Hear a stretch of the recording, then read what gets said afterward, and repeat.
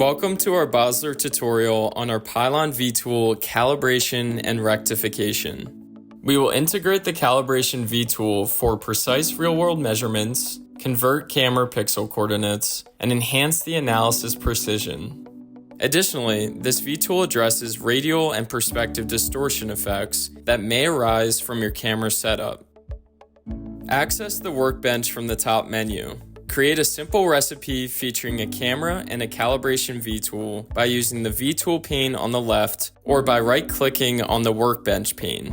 When editing an existing recipe, ensure to stop the currently running recipe.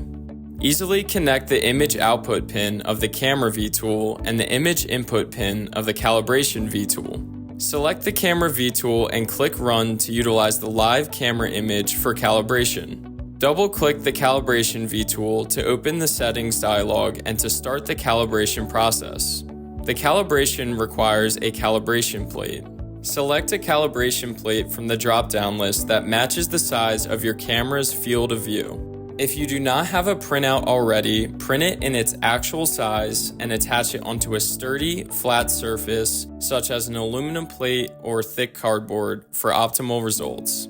Position the calibration plate within the camera's field of view at the same distance as your objects.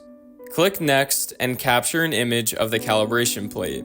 The calibration process starts automatically, and upon completion, you can directly see the results.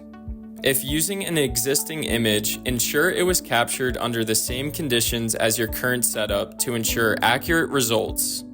Click Next and OK to return to your recipe.